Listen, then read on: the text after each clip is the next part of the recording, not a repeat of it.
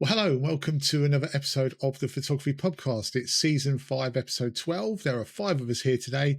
There's no Daz and there's no Jamie, but really pleased to say that Dave's back. How are you, Dave? Oh, yeah, very good. Thank you for asking.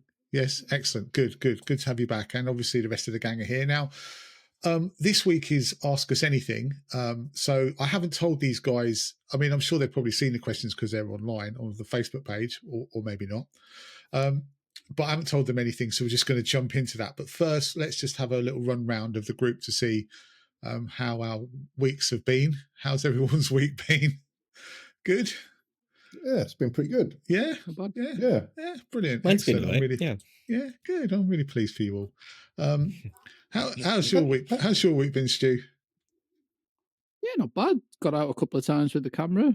Didn't do any filming or anything, but yeah, a couple of nice walks as well. A little bit of snow kicking about on the top, so yeah, it's been nice. Yeah, excellent.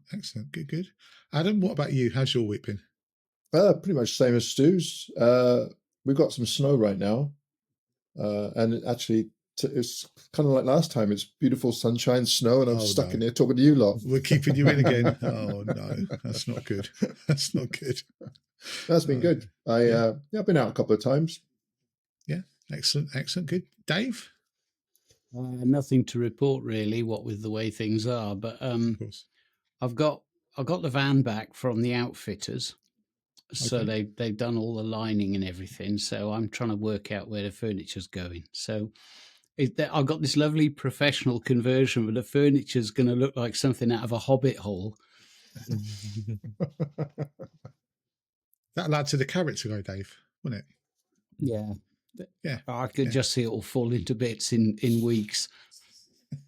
Are you going to line the whole van with plush carpet? Oh, that's all done. I've had the windows and the lining and the roof vent and everything all done professionally.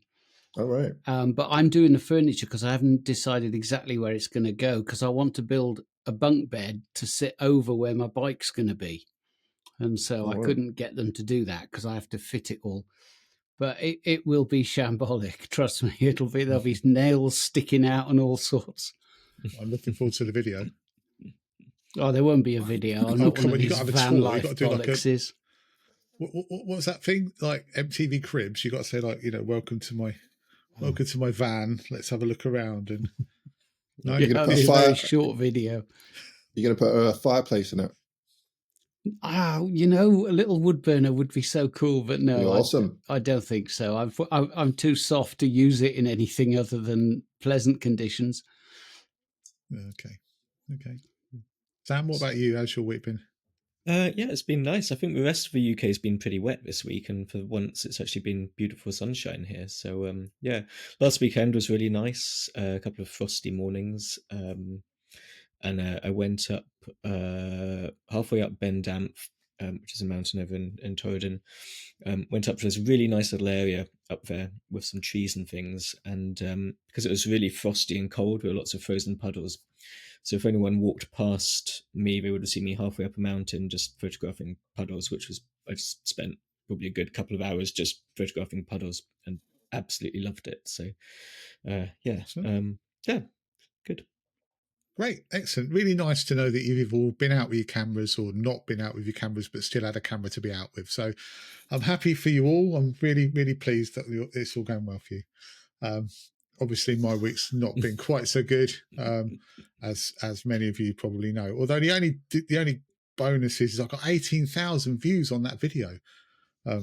Talking about me getting my camera and all of my gear stolen in London. Well, that's the thing with YouTube. I mean, everybody loves misery, right? So yeah.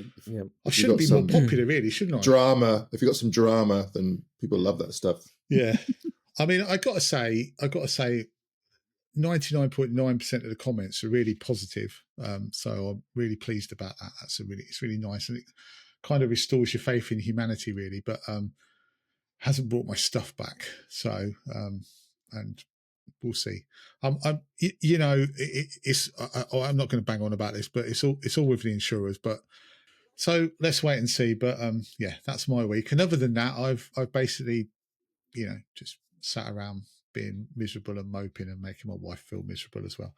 So happy days. Anyway, let's forget about that and let's move on to the Ask Us Anything. So what we did a couple of weeks ago is we said ask us anything, and I said that what I would do is I would just throw these questions out, and we're not going to take ages over answering them. We're just going to be as snappy as we can so we can get in as many as we can.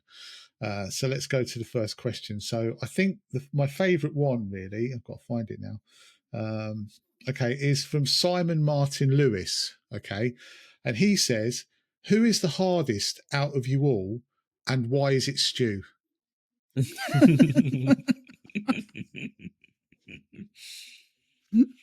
So Stu, do you want to answer that, or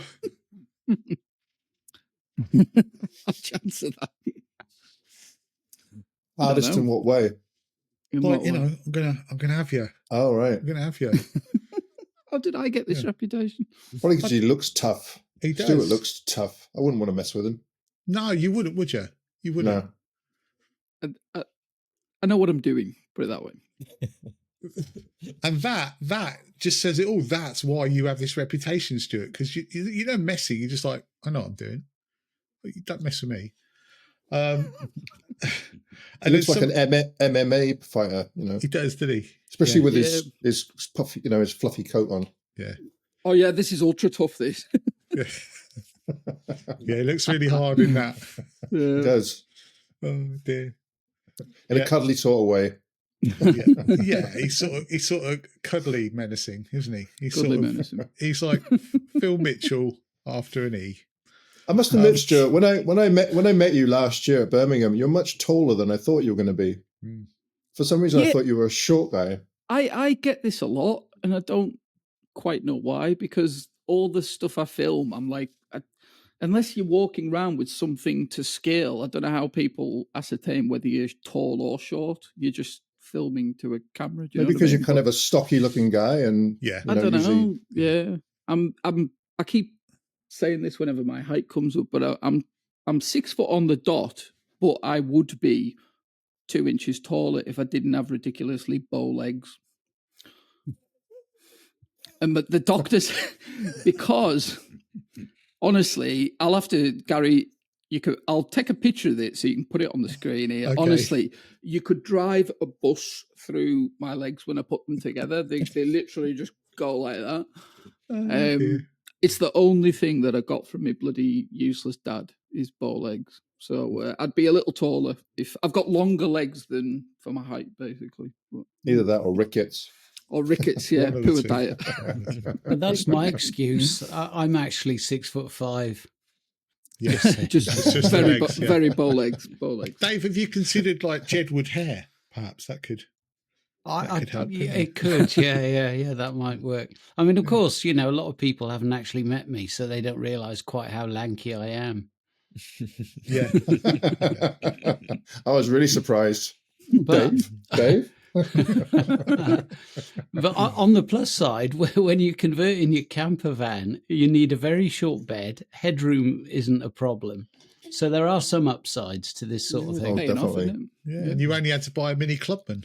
So sitting on planes is it's a pain when you're tall. Yeah, I quite like that. I was going to say, I quite like that photo we took at a photography show last year, which had us all standing there, and we looked like the Fellowship of the Ring from Lord of the Rings with the hobbits.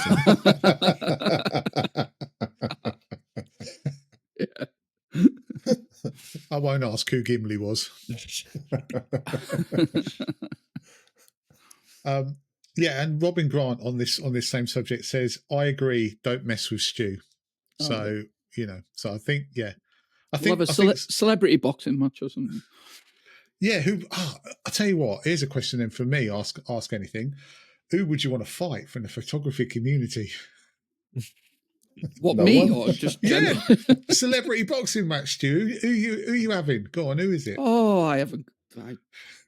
Is it that guy who keeps nicking your photos? Oh, him, yeah. Oh, him. He's done it again, hasn't he? He did, yeah. I'd like to fight Peter McKinnon. Would you? And after you've knocked him out, you go, "What's up with that?" Yeah. All right. Well, thanks for that question, Simon. Really appreciate that one. That good one to start off with, a good highbrow sort of, Yeah. Yeah. Okay. So here's one then. We'll have this one. This is from Don Hart, right? And he says, I have a question, which is just as well. Have you achieved what you want with your photography?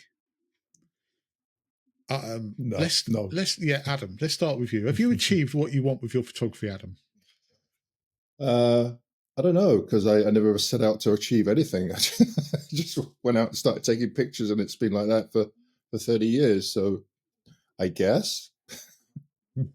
Maybe. Maybe. I mean, it's good. We are keeping the answers snappy, so thank you for that. That's a good one. Sam, have you achieved what you want with your photography? No. What? I guess does anyone really know what they want to achieve with their photography? And then once they've achieved it, then there's something else to achieve after that, isn't there? So the goal keeps moving. I've achieved, I'd say, what I was wanting to get from my photography 5 years ago. I think I've probably achieved that. But there's certain things I would like to do with my photography in the future, like produce a book, for example, would be one. I'd love, that's something I'd love to do. So no, not yet, but working on it. I'd just quite like to achieve some photography at the moment. that'd be a start. That'd be a good start. It would be a good start, wouldn't it? What about you, Dave? I suppose it kind of depends what you sort of want to achieve from it. I mean, in terms of quality of photography, not even close. I mean, I've got lots of photography books, not least of which I've literally just finished reading every word of Adam's latest epistle. And I actually really like Dave. I savored it. I rationed it.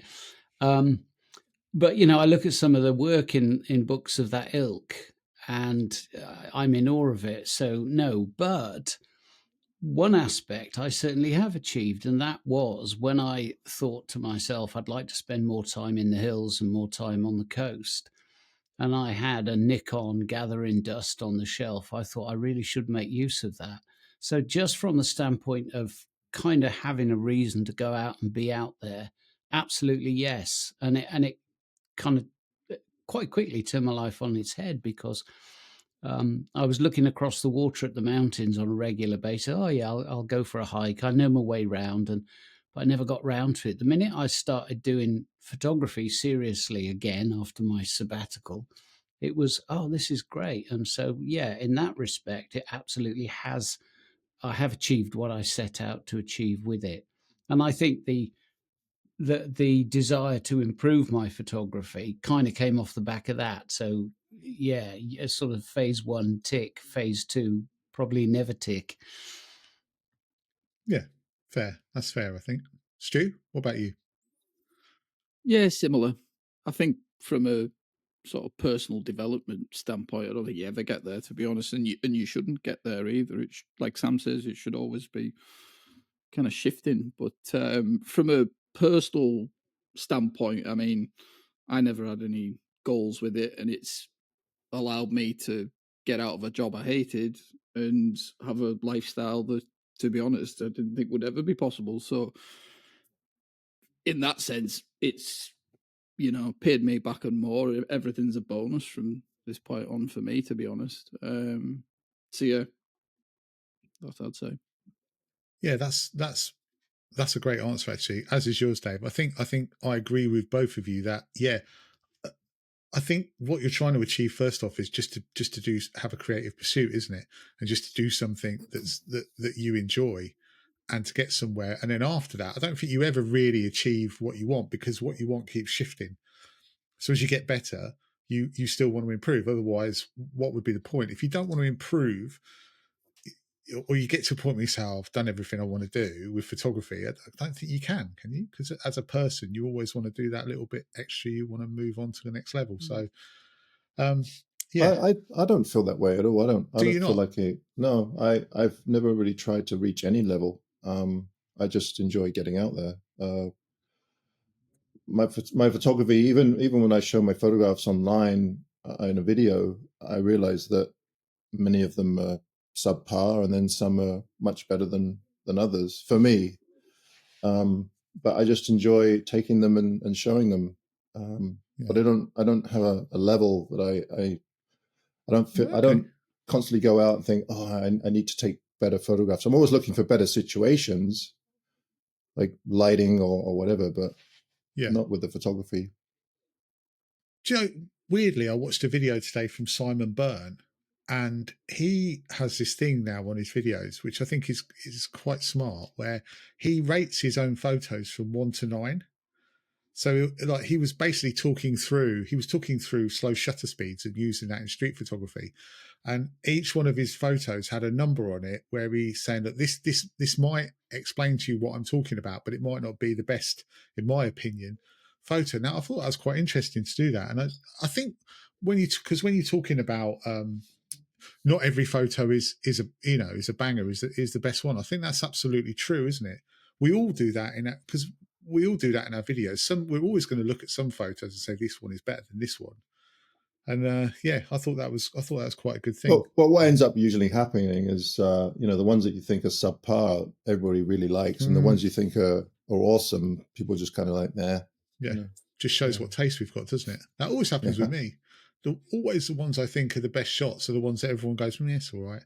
The ones that I put on and go, it's all right. Everyone goes, oh wow, we like that one. So yeah, is that because we're photographers and they're viewers, perhaps?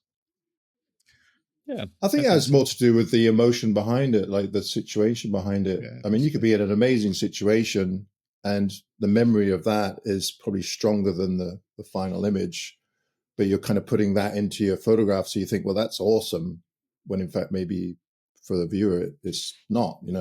Yeah, I don't know. Yeah, no, true. Maybe. Yeah.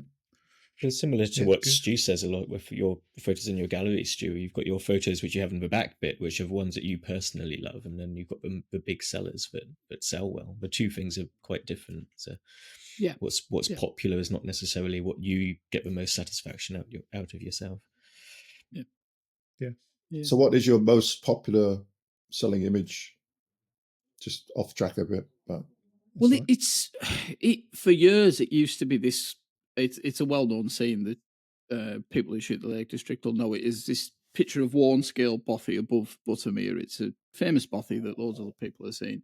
That for years outsold absolutely everything comfortably, and then in the last year, it's actually changed to an image that I actually quite like, which is nice.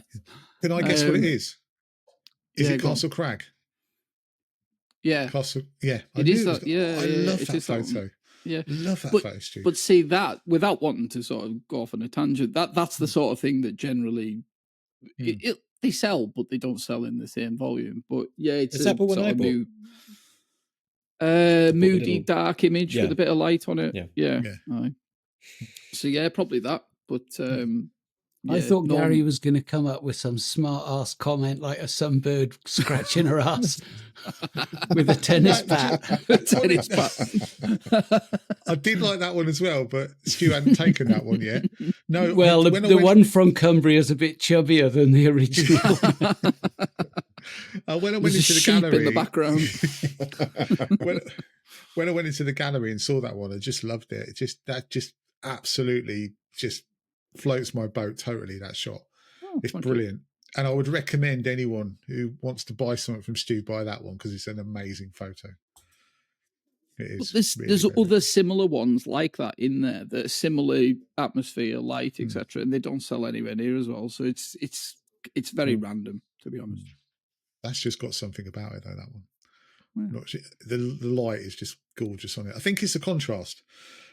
Castle Crag's very photogenic as well, though, isn't it? It is, yeah. It's very unique in shape. Yeah, and it's a local landmark. People go in there and they know the spot. So, plus it's the smallest Wainwright, so it's easier for the rest of us mortals to get up.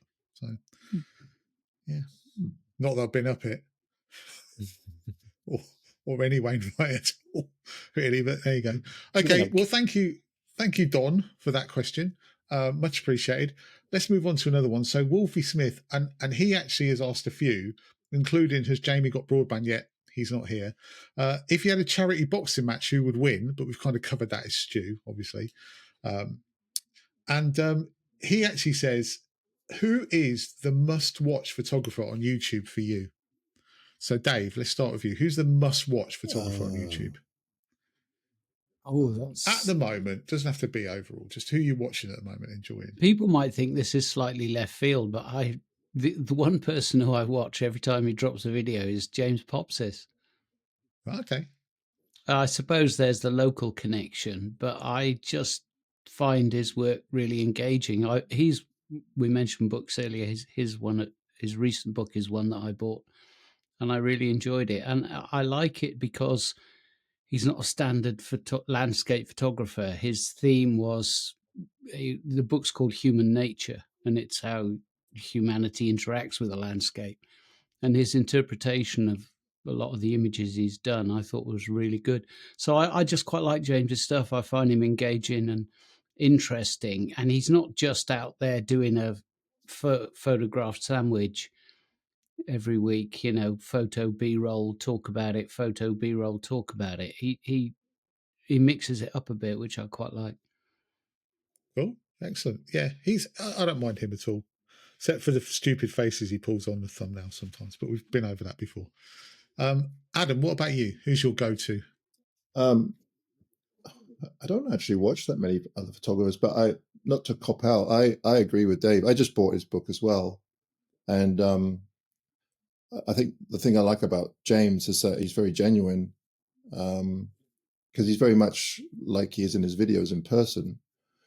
And the reason why I bought his book is because some of the images, especially the ones in Patagonia, I was there when he took them, like the one of the basketball player with the massive pot. And I was standing right there and I thought, and he took that photo and I think it's just brilliant. So, I mean, some of my friends I watch, obviously Gavin and Brian and Tom, but they do tend to be quite samey, kind of like mine. I think Tom's is probably has the most variation, but when it comes to photography, James, I think, because it's something that I don't do, he sees quite differently than I do, and I really like his style. So, yeah. He used to do. I remember back in the day, he used to didn't he do composites where he'd take a shot and add and now some of those were amazing. I remember those. Like, really. I think he worked in. I think he said he worked in advertising at one time. Yeah, it kind of makes sense. Yeah. So he's got a really great eye for visuals. No, James is even in Patagonia, it was funny because we're all photographing the obvious, the big mountains and that, and there he is photographing a digger. I mean, or a car, in a parking lot with the mountains behind. I mean, it's interesting, though, isn't it? It's good. It's good that he's got a different perspective on things, I guess. Yeah. So, yeah. Stu, who's your go-to?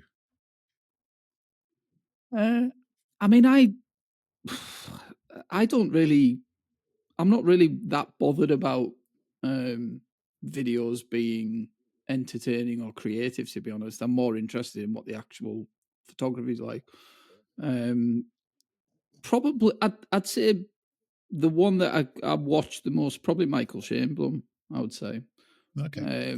Because even though, his videos are, we're saying they're about, B-roll, take photo, there you go.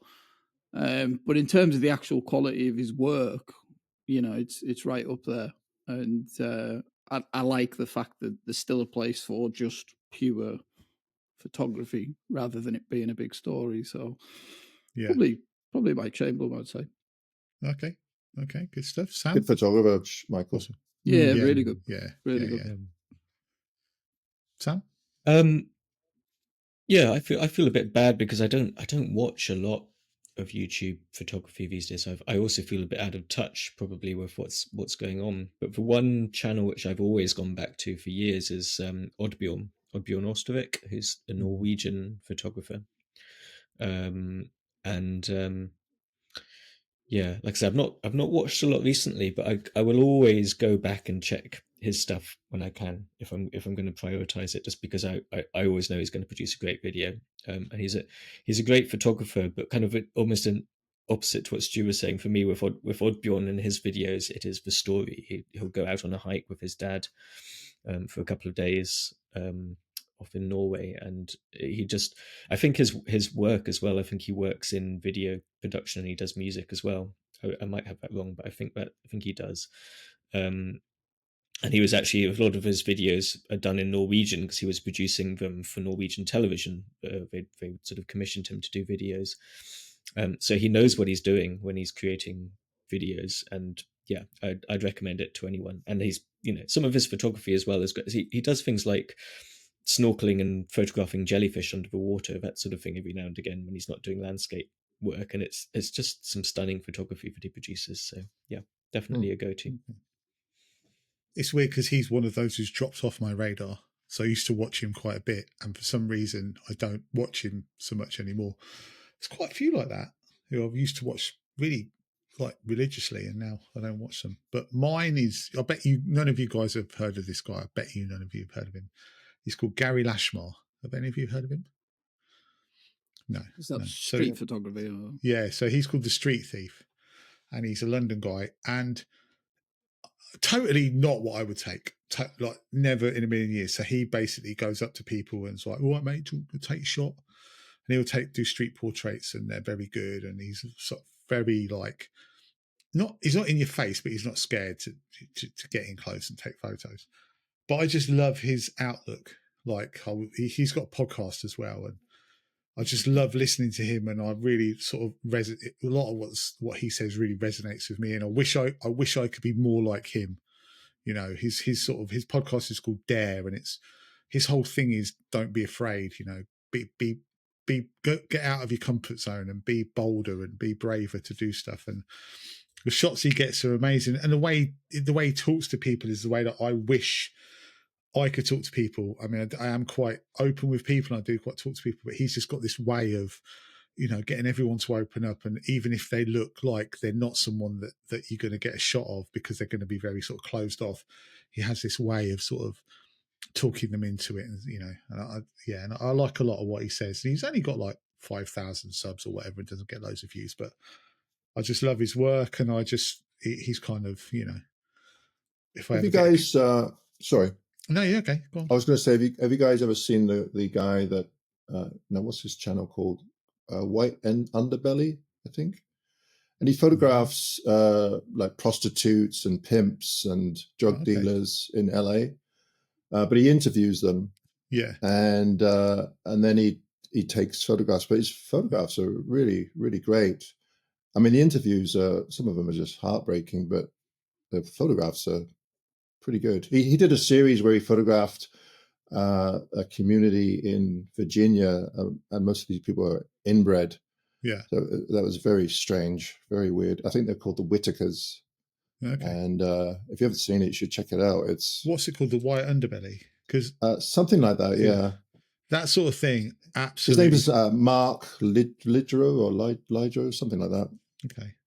That sort of thing absolutely fascinates me, because I watched a thing about street photography that had like Bruce Gilden on it and some other really big street photographers. And there was this one guy on there who got in with the New York gangs, and he'd take shots of them with their guns, and, and I just like because they want to be shot. They want to be photographed. They want to be given credibility. And I love that sort of, I'd love to have the balls to do that in London. I'd love to have the balls to go somewhere and say, right, look, come on guys, let's get some shots of you. And, you tell me your story. But I mean, I just shit myself. I think it'd just be too much for me. But I'd love to smell. That. Oh, don't worry, you shit yourself. But I've thought this before. I thought what would make a brilliant series would be just to literally pick random people off the street and say, right, sit down with me for 15 minutes. Tell me your life story. Tell me something. And then I'll get a portrait of you.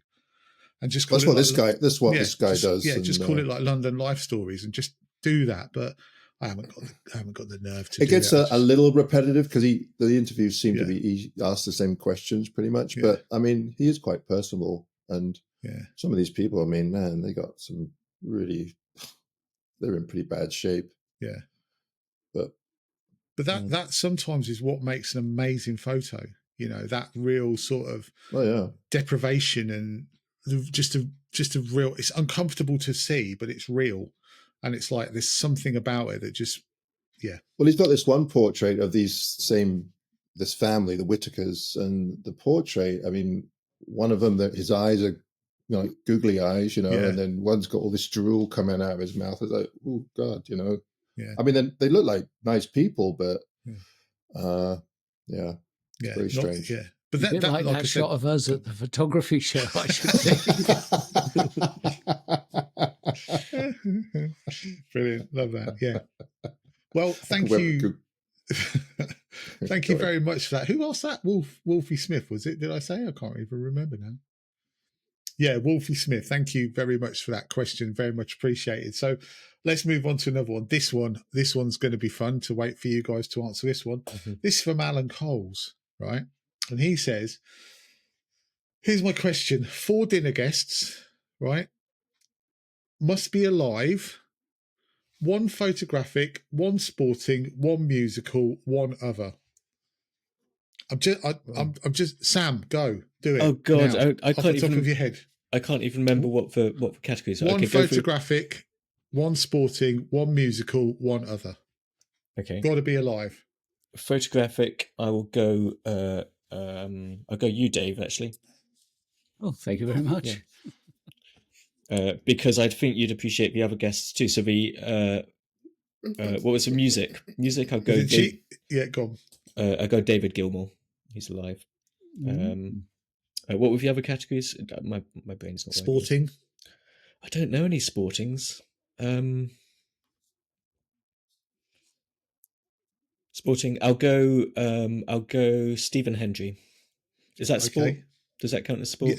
Yes, that counts as sport. Yeah. And what was the last one? Other, just anyone. Oh, okay, all right. Oh, God. Okay. Obama. Okay, that's good. That's a good set. Yep. Set for Stephen Hendry. I can't think of any sporting. I don't follow sport. Yeah. Okay, Dave. What about you? Okay. Photographic. I know it sounds nuts, but I've never met him. So James Popsis again. Okay. I'd quite like to meet him.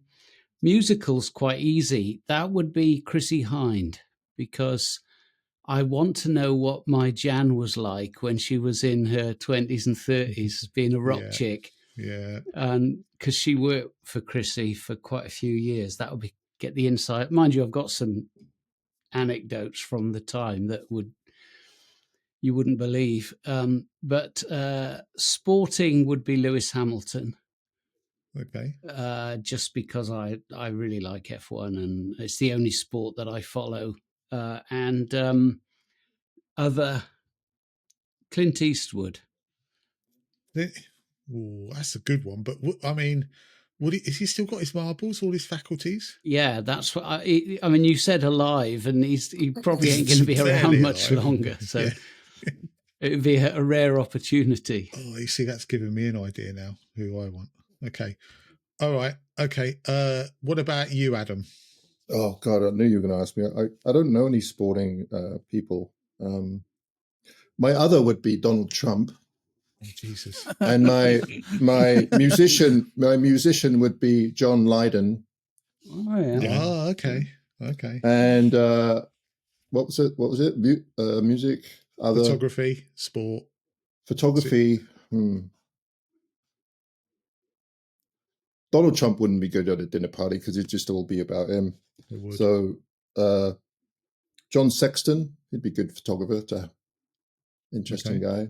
Sporting, I don't know any. Oh God, I don't know. I don't know any sporting. Just have someone else then. Have another other. Elon Musk. Elon Musk and Donald Trump together. That'd be nice, wouldn't it? Oh God. We got enough of them as it is. Don't need more. Let me think about it. All right, we'll come back to you.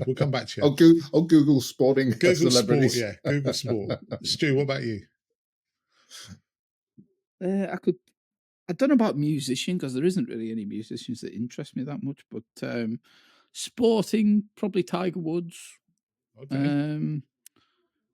Photographer David Ward, having spoke to him a couple of times previously, but he's a fascinating character, and he's one of the sort of real inspirations of mine, I'd say, even though my photography is nothing like his in terms of style or approach, but just to get a bit of an insight into his mindset and that sort of thing. So yeah, David Ward being a photographer.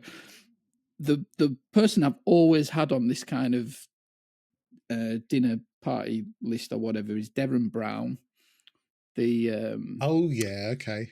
I don't know if you class him as a magician or whatever he is, but he'd tell you what you're having for dinner without you realising what you're having for dinner, wouldn't he? He'd be fascinating at a dinner party, because like the amount of tricks and stuff like that, and just, I don't know, fascinating guy. You don't see him on telly that much these days, but no. Yeah, probably those. I can't think of the music one, to be honest. Do you remember that thing that Darren Brown did about the bookies? Where he got I watched them all. Yeah, all the it's special crazy. Ones, yeah. Absolutely, because he uses little influences, didn't he? He did something with someone where he drove them to the studio or drove them to somewhere and put stuff on billboards. Yeah, it's all suggestion. Yeah. Mad. It's mad how the human mind works, isn't it? The best one I saw him do was the one where he played, I think it was like 9 grandmasters at chess, and before he did it, he basically said, "I'm going to beat 3, I'm going to draw with 3, and I'm going to lose to 3." And he'd studied chess all his life or whatever, and he went and it was all to do with mathematics, and now he'd figured it all out, and it was all absolutely right. Fascinating guy. Mad guy. He did a good one where he got a bunch of just people off the street to do was it a security van heist or something? Yeah. I mean, he made them think that. Go on. Well, people that in the middle, like us, we're just minding our own business, and all of a sudden you're holding up a security corps van with a sawn-off shotgun, sort of thing. Crazy guy. I mean, imagine the power of him to influence people's minds is just mad. It's just, but brilliant, brilliant. So I've gone with, right. So photography, I go with Mark Littlejohn because I think he'd be fascinating to talk to, Mark. I mean, I know we've had him on the podcast, but a few whiskies down him, I think he'd be hilarious. And then music would be Liam Gallagher. So like Mark Littlejohn and Liam Gallagher together would be like exactly right. And then wait for this, Stu, and then throw in Eric Cantona. Right, so he'd be my sporting guy. Right, so you got Eric Cantona, and then I was struggling, but then Dave said Clint Eastwood, and I think Michael Caine. I reckon Michael Caine would have so many anecdotes. So he'd be kind of like your not a lot of people know that. I can't do the voice, but yeah. So that they would be my 4. But I don't know if we'd actually get any dinner. I think it would probably all kick off way before dinner's even served. So yeah. So have you thought of your sportsman? Yeah, Reinhold Messner. Messner. Good old Reinhold. He was a mountaineer. Okay. That counts as a sport, doesn't it? That counts, yeah. That counts. More than snooker, yeah. That's pretty sad. I honestly, I cannot think of one sports celebrity that it's pretty sad, really. I mean, sorry, what the hell would you ask Stephen Hendry? I don't know. I'd actually. The trouble is because you put me on the spot because I quite enjoy watching. I quite enjoy watching he's got a Q-Tips YouTube channel, which I quite enjoy. But I'm also into Formula One as well. So as soon as Dave said that, I was like, oh bollocks! Why didn't I say Formula One? It'd be like Lewis. How was what's the scariest experience you've ever had? Or like Stephen, if I was on the brown. And I wanted to, and the blue was tucked in behind the pink. Seriously. Yeah, okay, well, thank you, Alan, for that. Much appreciated. Good question. Okay, so this is from Brid O'Neill. And she asks, when are you making a photography road trip over to us in Ireland? Have you anybody ever shot in Ireland before? Dave, how was it? Fabulous. It's Ireland, Yeah. isn't it? Was that with Darren Spoonley, or was that? No. It's long before I got to know Darren. I Okay. don't know him that well, but we have corresponded with a view to me going over there. But of course, it's quite handy for me. But I used to, when I lived in Pembrokeshire, I used to head over to Cork and Kerry a lot. In fact, actually, I mean, I was within a smidgen of buying a house out there at one point. Oh, really? Yeah, but I haven't been back in recent years because to a large degree, it's not that dissimilar, the landscape, to what I've got around here. Yeah. But it's a change of scenery. It's, nice pubs and that sort of thing. So I think once the van's fully commissioned, I'll almost certainly jump on a ferry at Holyhead and go for it. Cork How and much Kerry, is? you say? Sorry, go on, Adam. I was going to say, how much is the ferry? Do you know? It's a couple of £100 return. Okay. It's not too bad. Cork and Kerry, you say, Dave? Yeah. I remember once when I was going over the Cork and Kerry mountains. I was waiting for that one. I've been to Ireland once in my life, right? This is an interesting story, right? So we were on holiday. It's not that interesting. I must have been, well, I can tell you exactly how old I was. I was 9, I think. And we went on holiday to Butlins in I'm going to murder the name. Fwelly. Yeah, right. We're on holiday there anyway in Butlins, and my dad decided that he wanted to take us over to. So we went to Holyhead, got the ferry over to Dublin. I think, was it Dublin from Holyhead? We went over, and it was the day that Bobby Sands died. Do you remember that? The hunger striker, the IRA hunger striker in the Maze prison. But that was a bit shit. Yeah, it was a bit shit. And we went over. I remember it really well. We went over for an hour. We got off the ferry, went round some small shopping centre in Dublin, right by the port, for an hour, and then got on the ferry and come home. And it was like that the whole time as well on the way back. Horrific. So yeah, happy days. That was really good fun. Ireland. Has anyone else got any plans for Ireland, or has thought about Ireland, or is there anywhere in Ireland that you want to shoot? I'd love to go to Ireland. Darren Spoonley keeps inviting me. Of course, there's other places I'd rather go first, so just haven't had time or the money to go yet. Yeah. I've always fancied the Giant's Causeway. I think that would be a really interesting place to shoot. I think that's the most popular spot, isn't it? That everybody goes to. Yeah. From watching Darren's videos, I mean, there's some pretty spectacular spots. Yeah. Is it similar? Can you go anywhere you want there, or is it a lot of it private, kind of like the England, where you can't go off a trail? Or I don't know. Is there a right to roam in Ireland? I don't know. I don't know about right to roam, but it's the population's pretty thin once you get outside of Dublin and Cork. So when I used to do a lot of fly fishing, there's rivers that you can just turn up and fish. There's no permits required. So nice. So and you have to park up and walk up a trail or what have you. So I don't think people are too.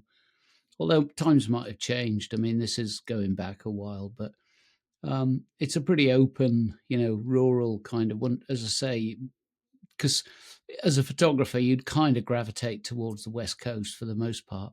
There is the Copper Coast north of Cork, but normally you'd want to be west facing, where all the spectacular waves and cliffs and the storm beaches and that sort of thing are. So certainly the areas that I know, the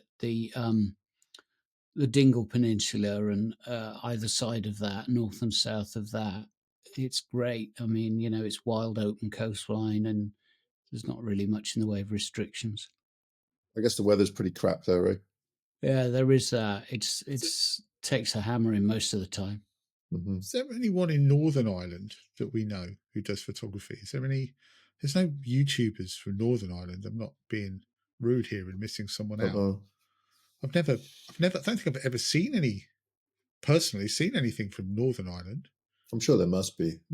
Yeah, you would have thought, but if anyone knows of any any photographers from Northern Ireland, give us a shout. Let us know. Be interesting to see, wouldn't it? I guess, Brid, the question is, when are you going to invite us over to Ireland? You know, that's the question, isn't it? Really, more than are we coming over to Ireland?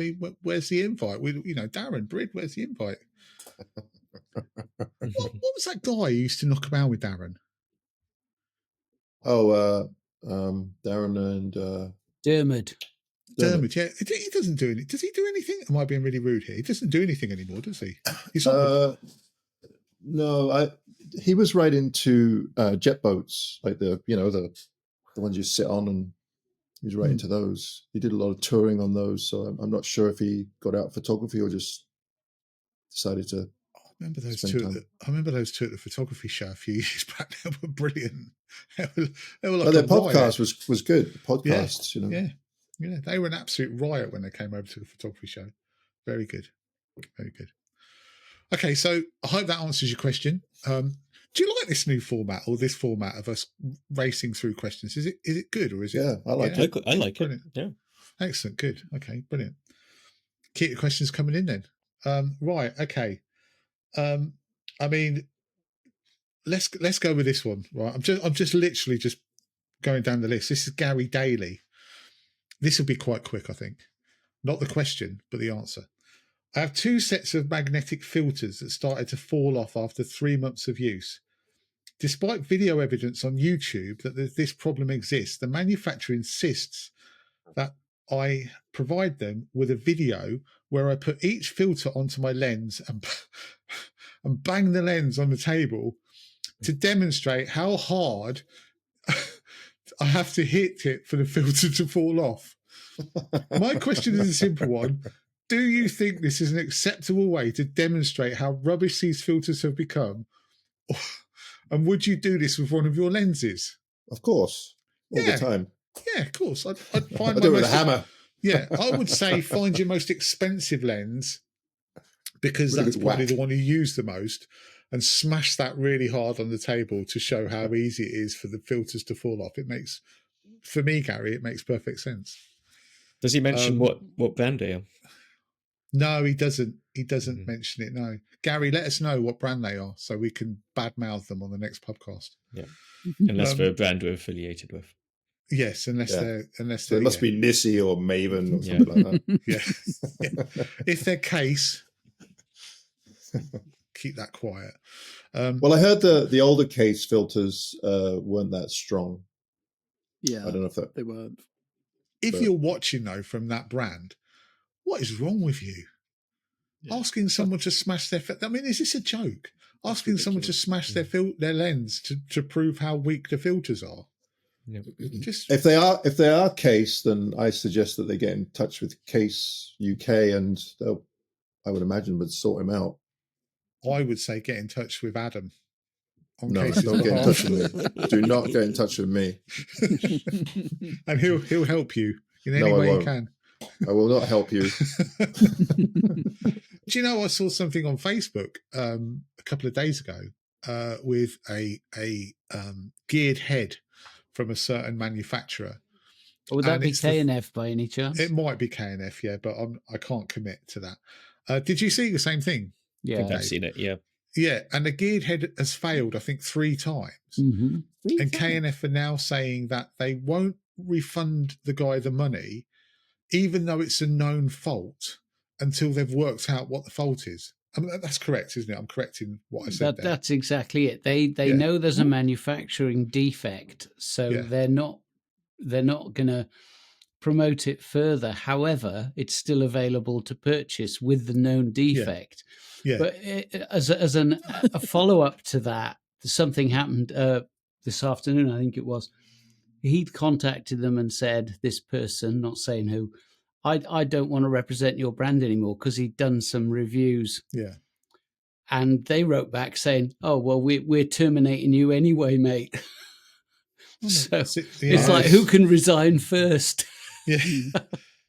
I find that really poor though from K&F, because if you've got a defect in your equipment, like, he's probably gone and done a review and gone, this is okay. We talked about this before, didn't we? Short-term review. But that was the thrust of his piece, was that I've reviewed it. I've said it's a good bit of kit. Makes him look stupid, doesn't it? He doesn't have any longevity. I mean, Adam, on your recent video, when you said, I've got this geared head, but I'm not going to really talk about it until I've used it for a few months and it hasn't fallen to bits, which I think is, very sensible, because how do you know how good it is? I've made that mistake in the past where I reviewed something and I only had it for 5 minutes. And of course, as soon as you buy it, I mean, everything's good. It's going to work. But then... It's not the test of it, is it?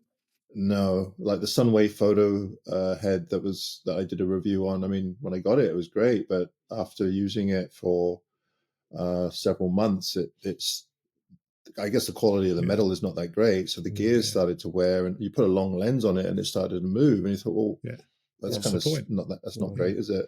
I think a lot of it's quality control. I'm surprised at photographic equipment manufacturers, though, because when you think about it, it's not that big a market. I mean, it's not like cars or so. And the other thing is that word spreads like wildfire. I mean, it's one of the things, like, take MPB, for example. They rate their stuff, and if you buy something and you don't agree with their rating, they're happy to talk about it. I've sent stuff in where I thought it was a bit rubbish, and they said, no, actually it's in good nick. We're going to give you more than we originally said, which is kind of unusual in this day and age. But what they understand is that they live or die by their reputation, because the minute they piss somebody off, word to be around so fast. And so it seems a strange approach by what is essentially not a premium brand by any stretch of the imagination to take that approach. And they must know that they're going to damage their reputation in quite a finite marketplace. Strange attitude. I think the thing with KNF as well is they are kind of they're a bit of a like jack of all trades, aren't they, with stuff? Maybe like Case do filters, and I don't know, Gitzo do tripods and tripod heads, but Case kind of try and do everything. And not Case, sorry, KNF. I actually like KNF filters. I think they're really good, decent quality, and they're pretty good. But I just think maybe they're trying to push out into, because they do geared heads and they do camera traps and they do, bags, and they do, maybe it's difficult, isn't it? Equally, I think it's sort of like buyer beware, isn't it? If you buy something from Case, you should really know. KNF, you should. Sorry, guys. Case are excellent. I don't know why I keep mentioning them. If you buy something from KNF, I've got a ball head from KNF, and it's from day one. It's got movement, a little bit of movement, but I kind of just go, well, it's 29 quid. What are you going to expect? It's not like you buy a Gitzo head for 350 quid. You expect it to be rock solid and not. But with them, you kind of go, well, it's 29 quid. It's going to have a little bit of movement, a little bit of play in it. But the geared head, that's just falling to pieces, isn't it? Basically. I mean, I made that mistake it was early on when I did YouTube, and when I started YouTube, and the first company to approach me was KNF. Yeah. And of course, I did a little review about their tripod, because they were sending tripods to everyone. And then I went on a trip with my friend Jeremy, and the thing failed, and it was so frustrating. And then I thought, oh shit, I really shouldn't have done a review on that, because this is just garbage. Yeah. It may be only £29, but now you're out £29 because you've got to go and buy another tripod. Absolutely. So, but at the other end, if you just do photography as a hobby, it doesn't make sense to go out and spend. I mean, I just reviewed another head. It's $2,000. I mean, that's just crazy money for an amateur to spend that kind of money on a head. So it is. Ideally, you want to find something, well, firstly, that you can afford, but it's good quality, Yeah. But unfortunately, most of the stuff is made in China, so the quality control it varies so much, I think it's safe to say none of us are going to get troubled with any sponsorship deals after this from that particular outfit. I guess if we do, the people will know that we are honest and we don't take any shit and we say it's real. I mean, let me just give me a second. I'll just get my tripod and show you this with the camera. Oh, no, wait, I can't show you with the camera on it here. Sorry, that's a good point. Oh, damn it. If I only had camera. Right. Anyway, so moving on, we've got another subject now. This one is from Trevor Finnis, right? I quite like this one, right? So Trevor asks, what were you like at school, right? So he's got a list, right? Popular, geeky, bullied, etc. So you can't just say etc., right? You need to, expand on that. So what were you like at school? So let's start with Dave. What were you like at school, Dave? I was a swotty know-it-all who got bullied for it. So you're almost all of those, except for the popular bit, with a bit of etc. thrown in. Yeah. Okay. You what? So you got bullied at school? Oh yeah, properly. Yeah. Oh, okay. I don't want to talk about it. It hurts too much. I was going to say you don't want to talk about it, do you? Can see that. Well, what can I say? I got bullied. I mean, but it was my own fault. I didn't really grow up until I was about 35 years old. Okay. And I didn't understand how the world worked, and I was probably absolutely insufferable and deserved it completely. If I sort of think back to what would my attitude be dealing with somebody like me, I'd think, well, he needs a good kicking on a regular basis. Brilliant. Okay, Sam, what about you? What were you like? You got to be swotty, surely. Swotty, yes, definitely swotty. I was a complete outsider. Definitely not cool. I was sad. I used to wear quite geeky round glasses. Apparently, I used to look like Harry Potter. I remember when I first started in sixth form, there were a lot of girls in the year above who used to be a bit obsessed with the fact that I looked like Harry Potter, and I didn't realise it at the time, but apparently that was a good thing. Right. And actually at the time I thought that it was a bad thing, so I never really took advantage of it. So yeah, you know what I'm saying here, Sam? Well, I said great. Well, I don't know if you heard me say great, but that means that you went to school when Harry Potter was out. The books. Yeah. Yeah, but that's... Yeah, we're talking... Jesus Christ. Yeah. Yeah. It was 2000-ish, around about then. Yeah. So, but yeah, no, I was very geeky, very studious. My friends were very much outsiders.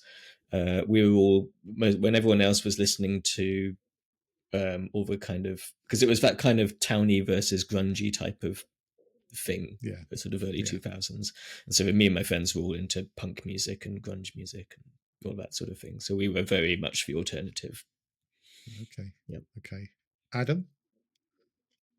Actually, I was painfully shy, very shy. Were you? Yeah. Okay. I had a hard time at school. I was, especially when I moved to Canada, didn't talk to girls, or I was just painfully shy, which was really unfortunate because, Because actually you're so cool and no one got to see it. Well, now I don't give a shit, but because, as you get older, it's just like, what people think. How old were you when you moved to Canada? 15. Yeah. That must have been tough as well, though, moving to a whole new country at 15. Because, well, it's quite different. I mean, schools are very different here. Quite a bit more lax. Coming from a school in the UK where you wear a uniform. It was quite strict. The school I went to, I even got the cane a couple of times. Wow. So it was, and then coming here, and the first thing I noticed was the kids are smoking dope. You wear jeans. It was quite different, and I had a hard time with that. Because I found, and then when I was going to school, I ended up in a program where it was quite free. We actually went to it was a bunch of cabins basically, and we, instead of going to school, we met at these cabins, and we'd have like this outdoor kind of hippie kind of schooling, which was a really bad fit for me. In retrospect, I needed discipline, and basically I needed some kind of order. So I didn't do very well in school. I left early, but I did go back to school. So yeah. Sorry to jump back in, but I was going to sort of say, because I sort of had exactly the opposite, because I moved when I was 14. And before then I was at high school up in northwest Sutherland, up in the middle of nowhere in Scotland, where we had like 40 kids in the entire high school. and it was really quite lax, and we used to go fishing on a Friday afternoon and all of that sort of thing, and it was all kind of outdoorsy stuff. And then moved down to Sussex when I was 14, and it was suddenly into an all-boys school of 1,700 kids wearing a bright green uniform, and I lasted 2 days before I just walked out and said to my parents, I can't. What can't colour cope. were the rest of them wearing? Yeah. But no, I couldn't cope with it because it was too. I'd gone to a school where it was at the time up in northwest Sutherland. It was this tiny school that they built in the Highlands, so people wouldn't have to go to boarding school. But it meant that there was lots of money, so all the kids, we had a computer for every kid. This was 1997 or so, so it was, quite advanced for then. And then, moving down to Sussex where it was just completely different was quite a shock. So again, very similar. What happened then? What happened, Sam? So you said, I'm not going back to that school. Did you end up in that school, or did you go somewhere else? No, I left. I said I'm not going back. My parents took me out for a term, so this would have been year 10. So I spent the first half of a term of year 10. I was homeschooled, and then they found me a school which was a little bit smaller, probably about half the size. So it was still big, but it was mixed as well. So it was kind of a bit of an easier school for me to assimilate into. So it was, it worked out okay.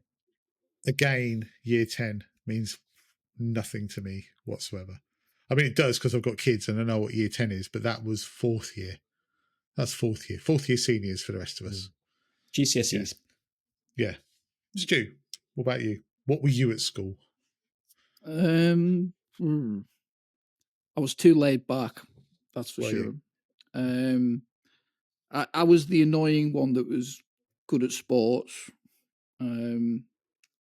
but also that probably badly affected me with my schoolwork in that I was very capable, but I didn't work anywhere near hard enough with it. And I just kind of skated by and got reasonably good grades, but not as good as I could have done anyway, which is, a tale as old as time, probably. But yeah, I was really into sports. And then when I got to sort of before sixth form, I was still heavily into sports. And then, at that age, you're getting lads are going out drinking and getting discovering girls and all that sort of stuff. And I missed all that as well. So I was quite late to all of that social side of stuff. I didn't really get to experience a lot of that until I went to university, to be honest. So I was pretty much head down in sport until I was sort of 17. So yeah, but yeah, I didn't work hard enough. I should have worked harder.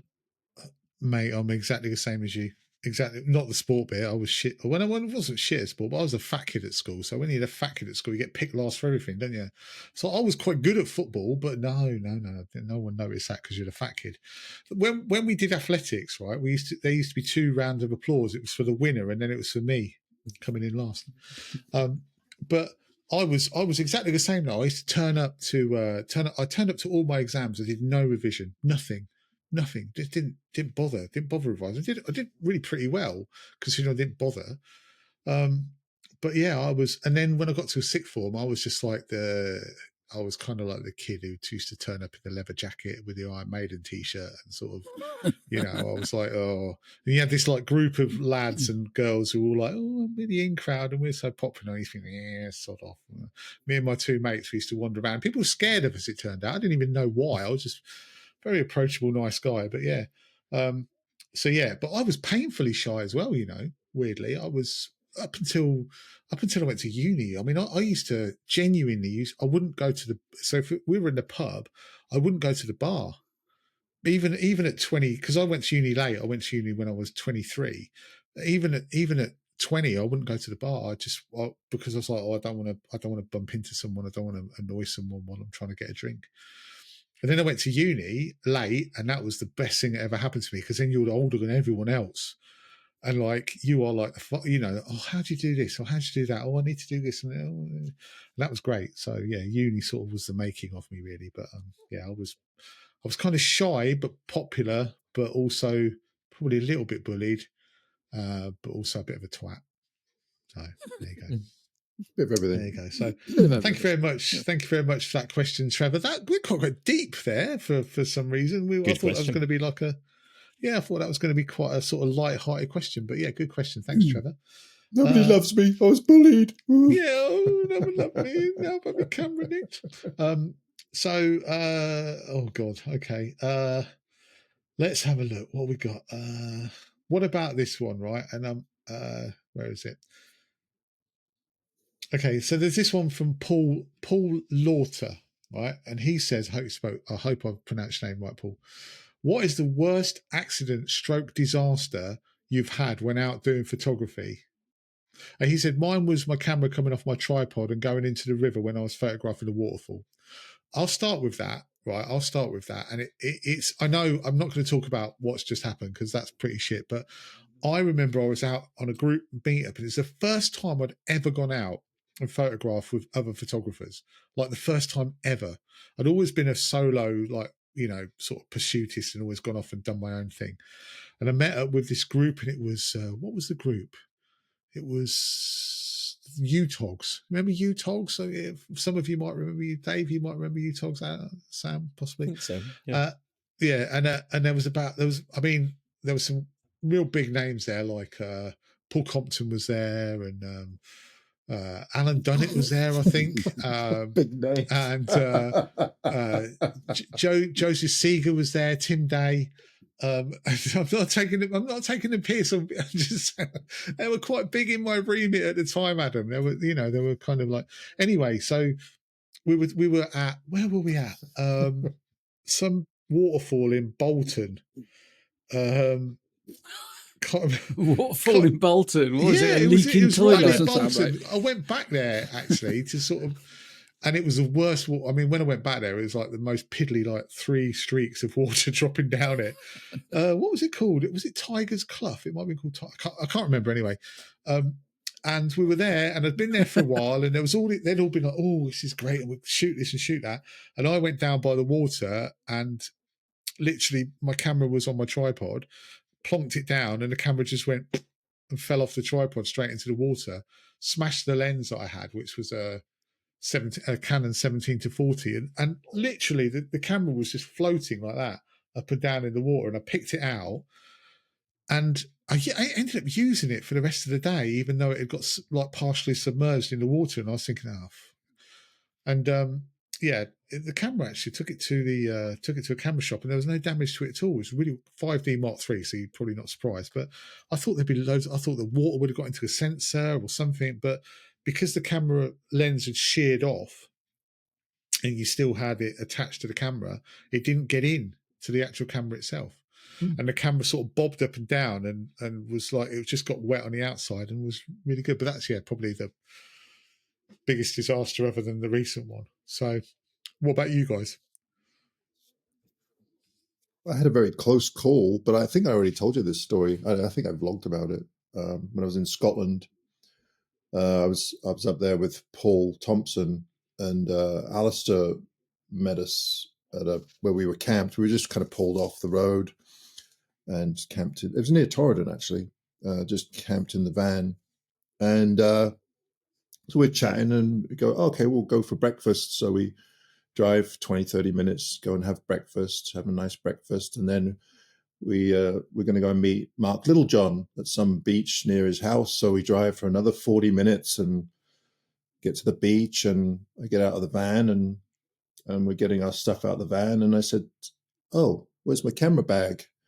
And I looked at Paul, and I thought he'd taken it out of the van. And he's looking at me. He goes, I didn't take it out. I go, oh, you're joking, right? And he hadn't taken it out. I'd left it where we'd camped. Oh, shit. So, and I had everything in it. I had the GFX, the drone, all my video stuff, everything. So my heart I just died inside. Can't imagine how that feels, Adam. And so Mark said, right, jump in the car. I'll take you back. And of course, those of you that have met Mark know that he just talks constantly. So he's going on, and I'm just dying inside. And he said, well, you're pretty safe here. He said, the chances are up here, if someone finds it, they'll just hand it into the police. And so we get to where we camped, and I look over and, oh shit, it's gone. And he goes, no, there it is. And the problem with it was that my bag is this dark green, and it just blended in with everything. So I guess I finished the photo session, left it on a rock, and then just not realized, didn't see it. But luckily it was still there. But that was after about 2 or 3 hours of driving on the side of the road. Just to clarify, though, you got it back, though, Adam. Yeah, I did. Yeah, great. Yeah. Yeah, sorry about that. I'm only joking. That must have been, though, like, because there is a horrible moment when your heart sinks and you think, oh shit. Oh, you just die inside. It's just awful. Oh no. Yeah. Yeah. So and my stuff is not insured. Is it not? No. Oh Jesus. Why? Because I can't put it on house insurance because I'm a professional. Right. And for me to get insurance, it's $2,000 or $3,000 a year. It's just not worth it. Oh Jesus! Okay. No, if I was a member of the Professional Photographers Association in the US, then they have an insurance program, but in Canada we don't have it, so right, I just don't bother insuring it. Wow! In that case, I am genuinely really pleased for you, mate, that you got it back. Really pleased. So that would have just been a nightmare. I would have just reached out to some camera manufacturer and asked them to sponsor me. I love you. If you're watching, Sony or anyone, K&F, I'll take you right now. No, take it back. What about you? What about you, Stu? What's your biggest accident, disaster you've had while being out? I've been pretty fortunate, to be honest. I would say, I mean, it's not that exciting. I'd say about 7 or 8 months into starting photography, I was down shooting at my local jetty during, long exposures, how novel. And the camera went in the drink, basically. But we were talking about companies before, not being so great with, like customer care and stuff. This was actually a really nice story. It was a happy ending. And you probably don't want to hear it, Gary, but... Anyway, it's been great watching. No, go on. Sorry. I had a Manfrotto tripod at the time, and I hadn't long had it. And basically, the camera went in the water because the leg had malfunctioned. A bit of the sort of bearing inside of it had sheared off, and then basically the leg had knackered. It wasn't my fault. I hadn't pushed it or anything, but I sent it. I got in touch with Manfrotto, and fair play to them. They asked for the evidence from the damaged tripod leg, sent it in and everything, and basically within about a week they'd assessed it and they said we'll cover all your damaged equipment, which was, I think at the time it was a Nikon D610. And a 1635 wide angle, so they just basically writ me a check for the amount and just said, really we'll cover it. So because I can't remember if I had insurance at the time or not. I don't think I did actually, but yeah, I mean they were great about it, so they covered the camera. I've got to say I echo that as well, because my ball head when mine fell off was a Manfrotto, and I got that because Thomas Heaton had it, right? So I think a lot of people probably did that. Oh, Thomas Heaton's got this. But it was the one that had the lip that you had a little button that you depressed and the lip then retracted. This is the head that Darren was telling me is an Arca Swiss plate head, and it's not. Yeah, it's not. No, that's right. I know the one. What happens is you depress that button, and sometimes it doesn't retract; it stays depressed. So you think that you're in. But actually, you're not. It's not, and you could literally just clip the camera off. Over, yeah, and that's what happened. And I sent the head back to Manfrotto, and they then said, "Well, we will either give you a replacement, or you can have a Gitzo head because they're the same company, essentially." And I got a Gitzo head, so they were great. I got to say, so Manfrotto were on two occasions there. They were excellent. The customer service was brilliant from them. I mean, it would have helped if it hadn't have had the issue in the first place, but the customer service was really good. So yeah. Dave, what about you? I've dropped cameras loads of times, but I've been lucky they haven't broke. They've just dented. And I quite like it, actually. They look rugged, like, oh, this guy uses his cameras in dodgy locations. So Always I don't professional. mind at all. Yeah.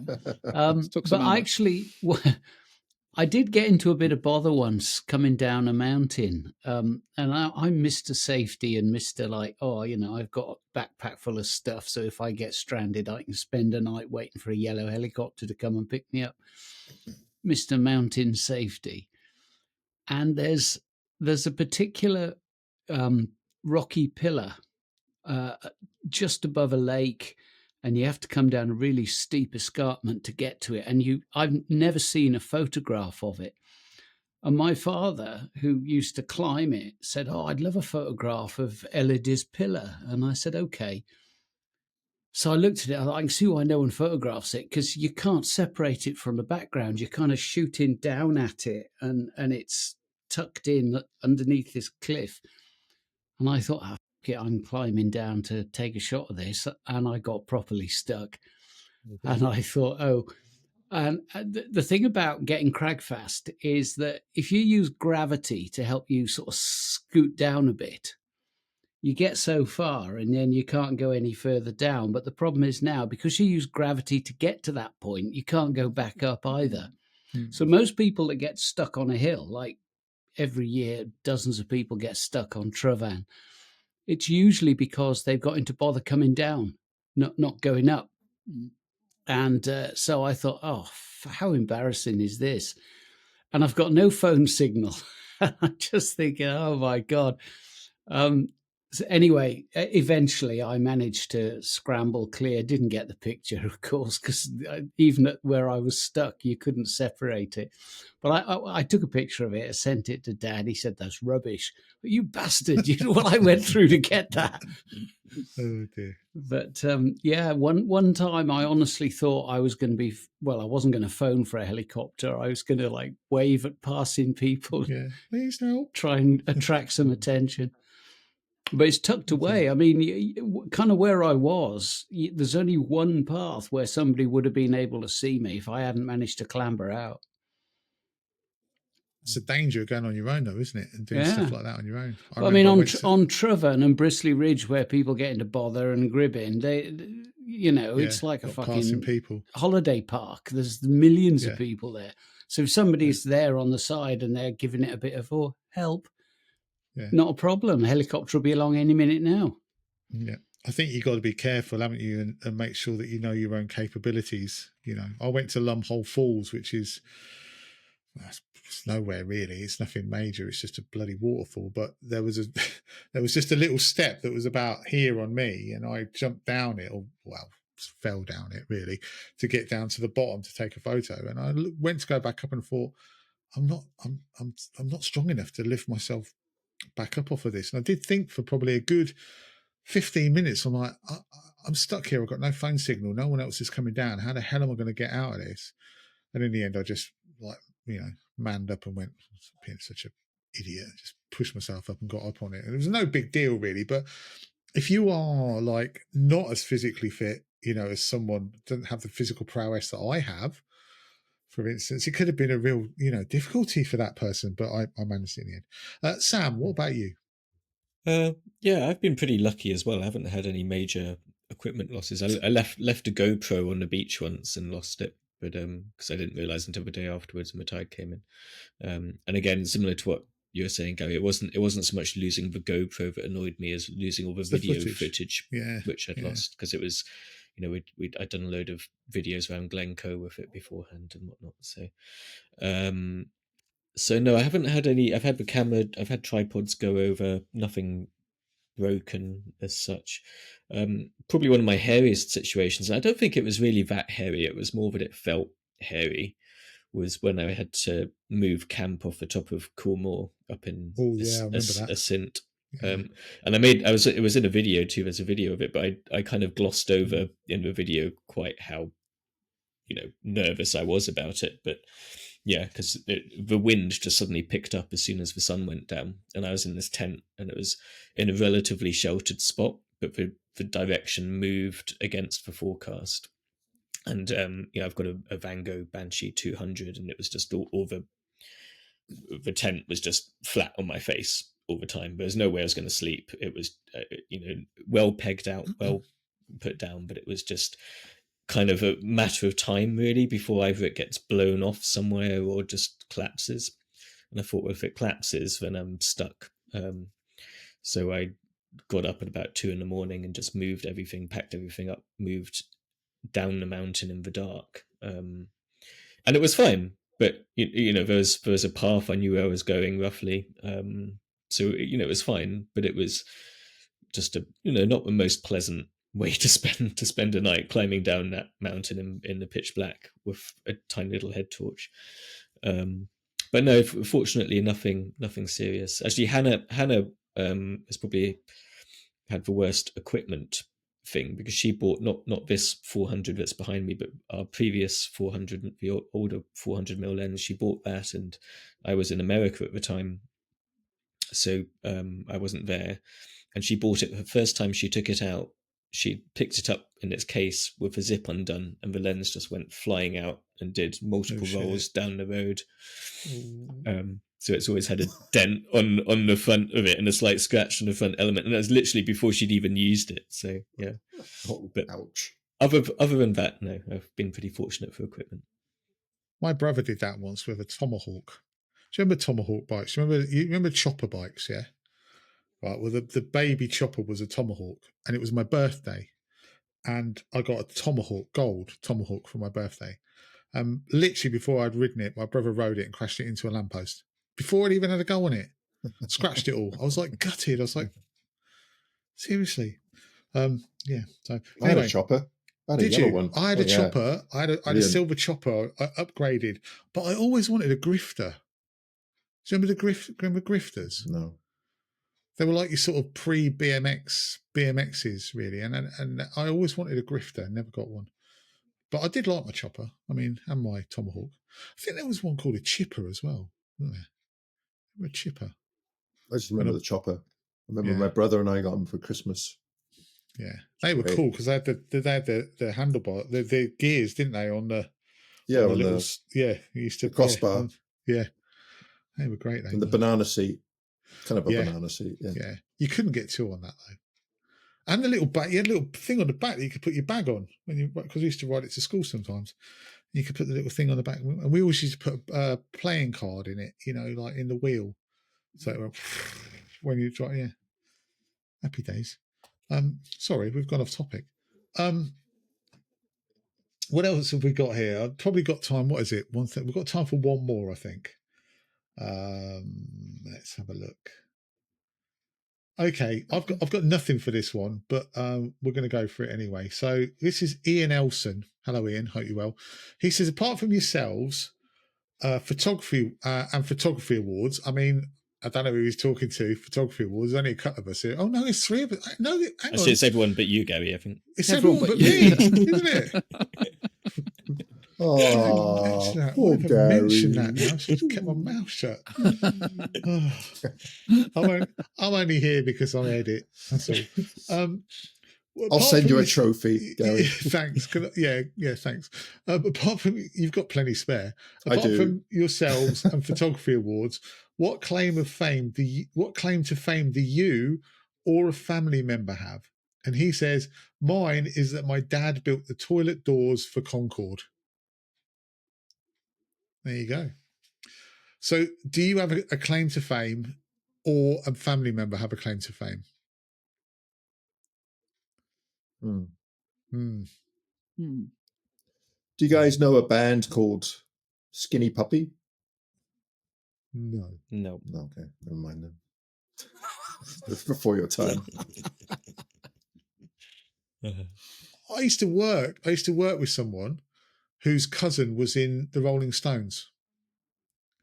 So his cousin his name was Malcolm Taylor, and his cousin's name was somebody else Taylor.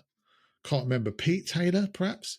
And he was in the Rolling Stones for a period of time in between Bill Wyman leaving and coming back, I think. So, and I also got told to fuck off by Paul Shane, who was Ted Bovis out of Heidi High. So does that count? I saw him in the street once and I said, Heidi High, and he said, F off. And I was like, okay, thanks for that. Yeah.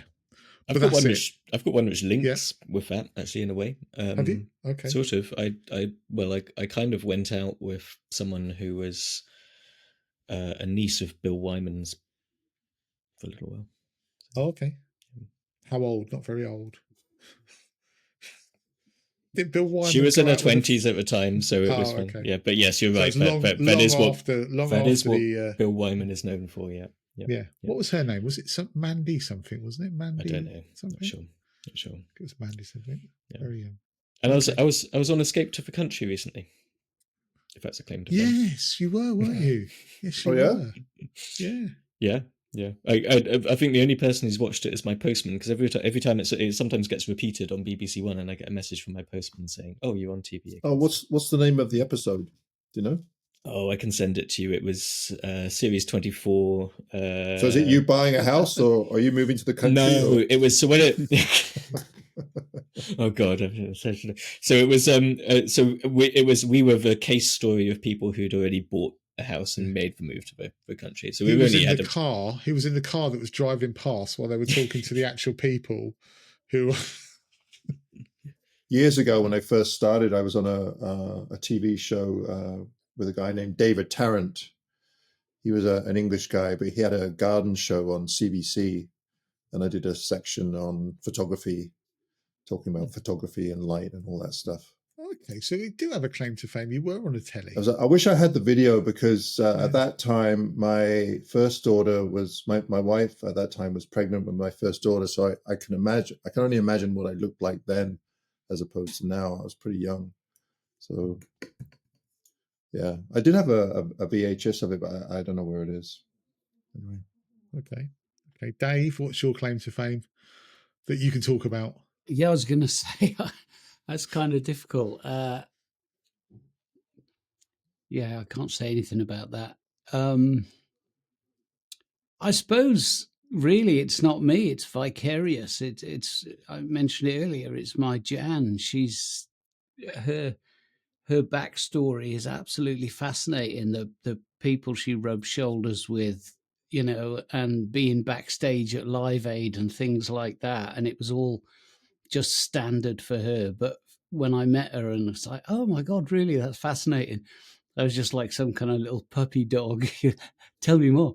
But when I first met her, I was at her place. She used to live out in Essex near Rayleigh.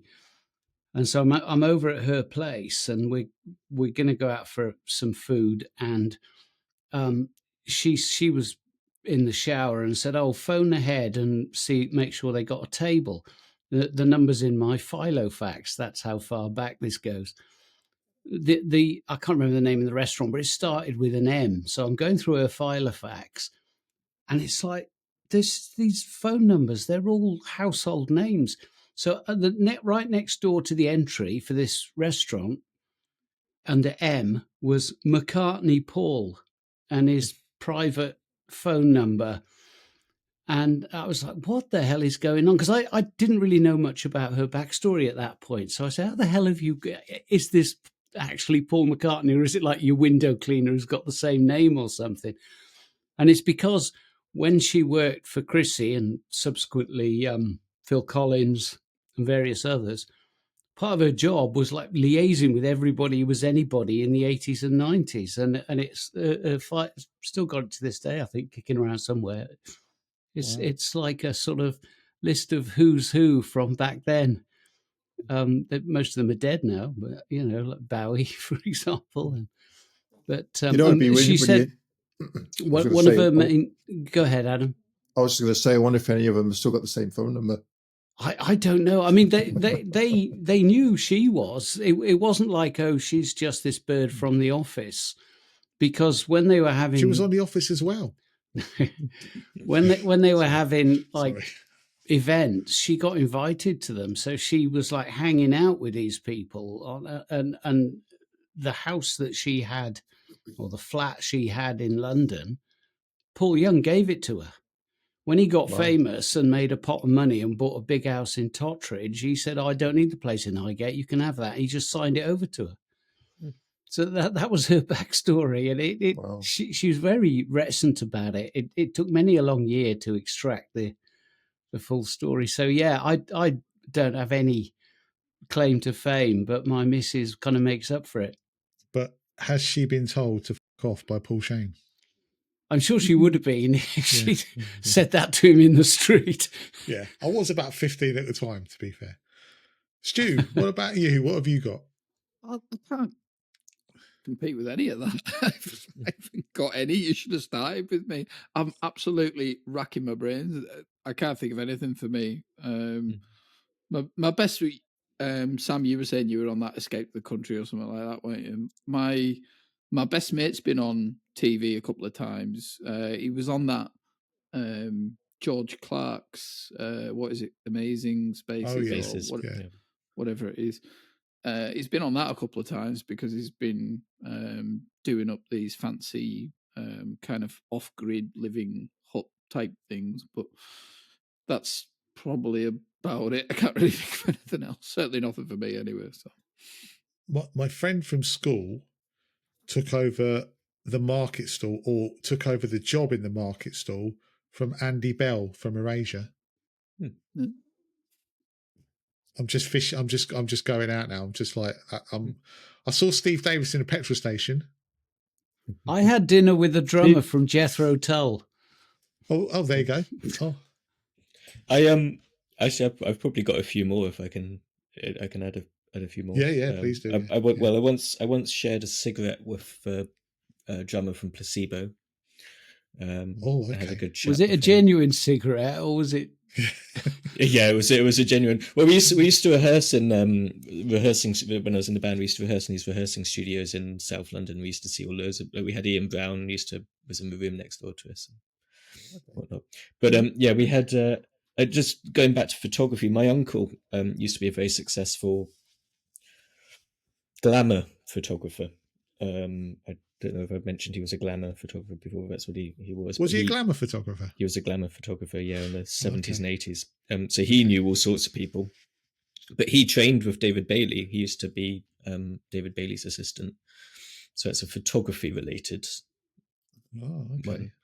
And also sort of semi-photography related. I'm going off on one now, sorry, but my dad used to be a boat builder. And he built a yacht for someone who's now a close family friend of ours, who was one of the first people to row across the Atlantic. This guy called John Ridgway, and he did that with Che Blythe back in the 50s or 60s, I think it was. But my dad built his boat for him to do the round the world yacht race. So my dad went on the yacht race with him because he wanted my dad to go with him because he needed someone who knew the boat.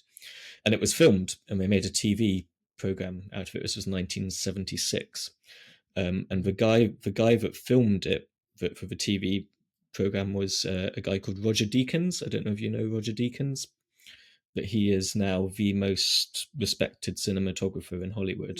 Was he the bassist in Queen? Similar name. Dear. Yeah. Oh, but yeah. No, yeah. But yeah, he did he did Blade Runner 2024, got an Oscar for it. Oh, okay. Sort of thing, yeah. So your uncle must have been really miffed when some of his best work ended up with a staple in the middle of it. I don't think it was the staple that he was miffed about. Yeah. I've got another story I could tell you. So my partner Karen, she used to be an ER nurse in Vancouver, and she had these two guys come in, and one of them was injured quite badly, and the other one was his friend, and so they're chatting, and then one of the doctors came over, and he was looking at this one guy, and he was treating him with, quite a lot of respect, and anyway, and so Karen didn't recognize any of these people. Anyway, it ended up that one of them was a famous movie actor, but she didn't know who it was. And I don't know how the conversation went, but he basically said, "Oh, so do you know?" Because kind of like, do you know who I am, but not in that way. And she said, I don't know, Robert Redford. And he said, no, but close. I'm Gene Hackman. It was Gene Hackman. But she didn't recognize him. She said, I don't know who this guy is, because she doesn't watch movies. So anyway. I was going to make a really crap joke there and say, could she not make a connection somewhere? But it was a really shit way of telling the story, actually. She tells it better, but... No, it was good, Adam. No, it was good. And how weird that actually, other than Stuart, we've all got loads of claims to fame that we didn't even realise we've just forgotten about. Stuart's got nothing. I mean, Stuart's got absolutely nothing. But I did. wait. I did have one. Not me, but when I was at uni, one of my housemates, his godfather is Frank Skinner, the comedian. Oh, okay. And for 18 months he didn't tell us at all, and we ended up going around to his house at some point. I think it was in the second year. We were down there for a night out, and he just casually sort of dropped it into conversation. He was like, "Oh yeah, my godfather's Frank Skinner," or something. We're like, "What?" And he was like, yeah, we can go around and see him tomorrow. So there's like 3 or 4 of us, and we ended up spending the morning after a night out at uni at Frank Skinner's house, having the crack. So that'll do. I've met a few famous people, but they're not my story. So that's a good one. That's a good one. Yeah. I did go one more. I did go to a wedding about 5-6 years ago. My mate's wedding.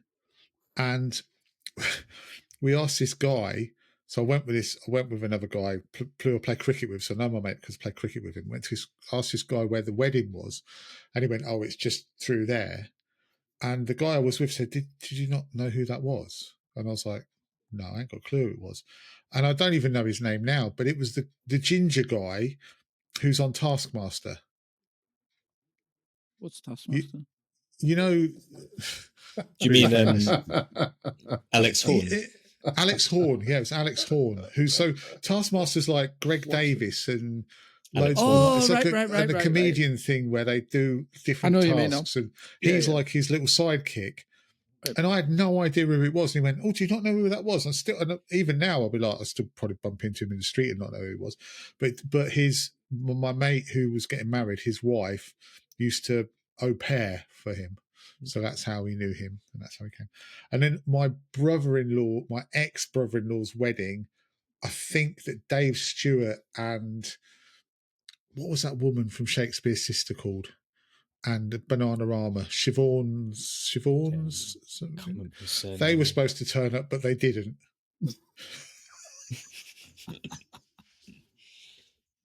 That's the worst claim to fame ever. Anyway, I just thought of another one. Oh, go on. I have another one. We could just do an episode on this, you know. Yeah. So when I first moved to Vancouver, I lived with another guy. Him and I were climbing partners, so we lived together.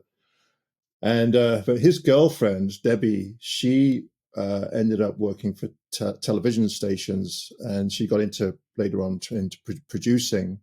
So anyway, she was producing this game show.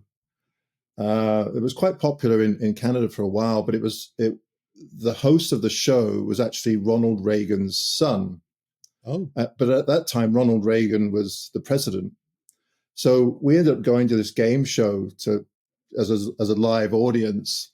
And I've never seen so many security guards in one area, because, of course, he had his personal of course, entourage of all these security guards. But, you know, I mean, anyway, he wasn't, I can't remember the guy's name now. Anyway. Thanks for that, Adam. Yeah, pretty sad, really, isn't it? And on that, I think we'll call it a day. I have another one. It's not going to get any better than that. No, thank you so much for watching. We've still got a few more of these, actually, so we might do this again next week. But please put in more questions, because I've really enjoyed tonight. I mean, you guys might hate it, but I don't care, because, you know, we've had a great time. So put in some more questions. We've got some on the like comments from the last podcast as well, which we haven't even touched, and there's quite a few more on here. So we'll do this again next week, like I said. But yeah, thank you so much for watching. I hope you've enjoyed it. Yeah, we'll all be back next week. Hopefully, Daz and Jamie will be here as well. Until then, we'll see you again soon. Thank you very much for watching. Goodbye. Bye. Bye.